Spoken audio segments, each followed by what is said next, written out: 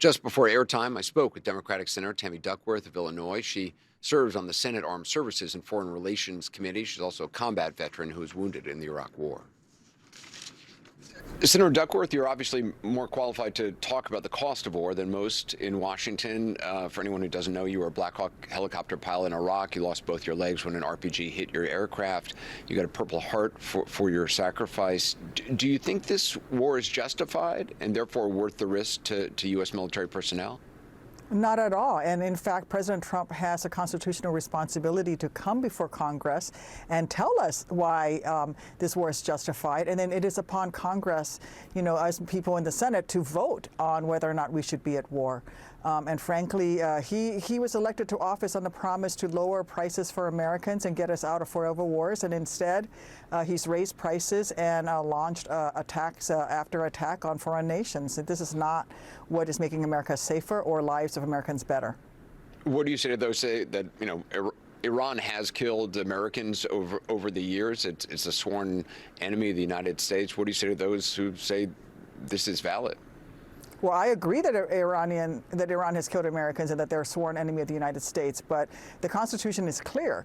The president cannot launch a war unless we were under imminent attack, and he's not come to Congress and shown us evidence of that. And in fact, if you listen to him from morning to evening, his reasons for why he launched this war changes. On the one hand, he said that it was because they were developing ballistic missiles, and then he says no, it was to support the democracy protesters, and then he'll say it was for regime change. Sometimes he changes his position in a single sentence, and frankly, our American men and women in uniform deserve better than that. If we're going to go to war and use up our nation's treasures and put the men and women who wear America's colors in harm's way and ask them to do their jobs, they're going to do their jobs, but we're beholden to make sure that any war we send them into is one that is just and one that will keep America safe. And in fact, Donald Trump has made America less safe.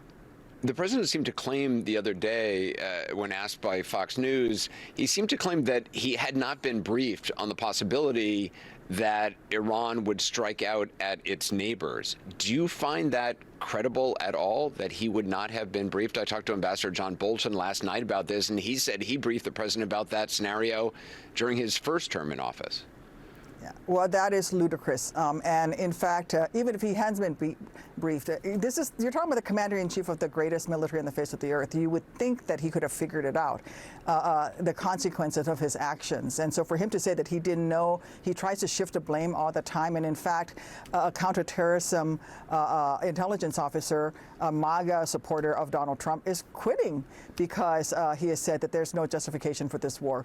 Donald Trump cannot hide behind the fact that the responsibility rests with him. He is the commander-in-chief of the United States military. He made this call, and he knew exactly what was going to happen. And if he didn't, then it's malpractice on the greatest scope. Is it realistic, you think, that the Trump administration has the objective, to the extent that they're clear, that they believe can be accomplished by the air? The president has not ruled out sending in ground troops, but do you think whatever it is that the administration wants to accomplish can be achieved through air power alone? Well, Anderson, you're seeing that that's already not the case, right? You've got Iran mining the Straits of Hormuz. They're actually putting mines on ships and blowing ships up in the Strait of Hormuz. So obviously, an air campaign alone is not working. It's already not working. And frankly, the president does not know what's going to happen next. He doesn't have a plan for what's next. And he needs to come to Congress. What is the next plan? And frankly, I don't think they have one. Senator Duckworth, thanks for your time. I appreciate it. Thank you.